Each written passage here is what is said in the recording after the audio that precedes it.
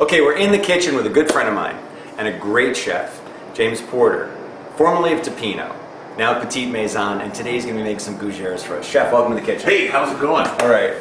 This is cool. Not often that we get a cook and we're not dressed in uniforms and we've got our full garb on and we've got, you know, the kitchen screaming printers and we're sitting there expediting and do this. Actually, we're calmly cooking today, which is Well, it's cooking at home. Cooking We're at just home. kicking back, relaxing. And you're going to be making a gougere, which is based on a classic pâte à choux. This recipe has the variances to do so many things for the home cook, and that's obviously, I think, why I wanted to do it, is because it's 5-6 ingredients, very simple presentation, and everybody can do it at their home. So Perfect. we're gonna start. Got a nice little hot pan, and we're gonna add about a half a cup of water. And you know it's hot when it makes that sound and that funny stuff comes out of the top like that. And then we're gonna add about a half a cup of milk.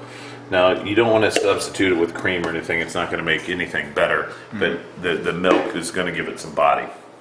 We're going to add about 4 ounces of butter, unsalted butter. You never want to add salted butter because as it cooks and reduces, the saltiness may overpower your dish. And especially, we're going to be adding cheese to this, so we don't know how much salt's in there, how much that salt's going to actually react.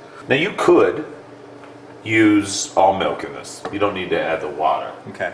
I've actually seen it done where there's no milk in it also. It's just all water. This was water and butter. I got this recipe from Alan Ducasse, and I figured, you know, if it was good enough it's for good him, enough for him, yeah. then it's good enough for Petite. And if anybody gave me, you know, crap about it, I just You're like Alain Ducasse. yeah, Yeah. go review. That's just a great shout out.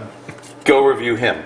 So it's starting to dissipate, or not dissipate. That's a bad word. Starting to dissolve. All right, so we've got it dissolved. Now, I'm going to have you shake this in as I stir it. Okay.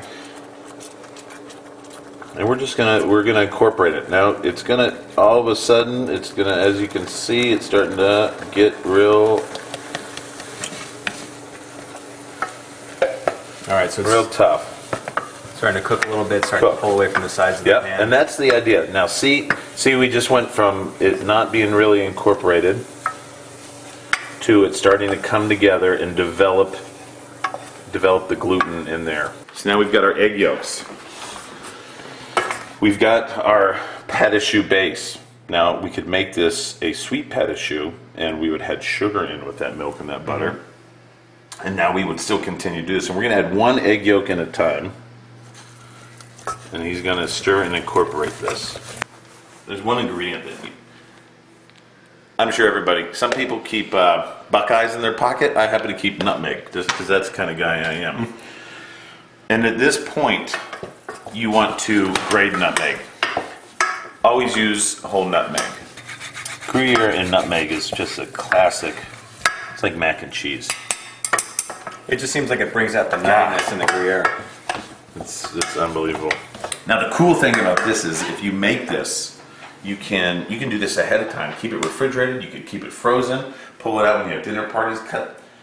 It's easier to work with in this form. Okay. But if you had it in the freezer, you could take it out and use like an ice cream scoop and melon ball it, which is what we do at the restaurant. Really? Okay. We make this, and I make it in big blocks, and then I just freeze it because it's not going to hurt the integrity of the dish, just the ease of it. We take it out, we scoop it, we place them down here almost like cookie. Like you're making a cookie, and then bake them. I like to kind of put some cheese on top, maybe just 1 or 2 pieces. Okay, just something to kind of melt and bubble up. It's going to melt and bubble up, and then you know what? Add a little bit more. And nutmeg is definitely one of those spices that a little is great, a lot is horrible. Yeah, everything tastes like nog.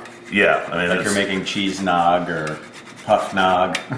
So yeah, so you're going to do that, and then we're going to throw these in the oven. All right, so here we go. The gougeres are beautiful. They're golden. They're crispy. They're ready to come out of the oven. Chef, it's time for the reveal. Cheesy goodness in under 15-20 minutes total from start to finish, and that's the beauty of this dish is you can do it in your house. They're simple. The ingredients, make sure you get them all in there. Pretty fun stuff. So we've got them in the oven, 375. They've been in for about 15 minutes. Here we go.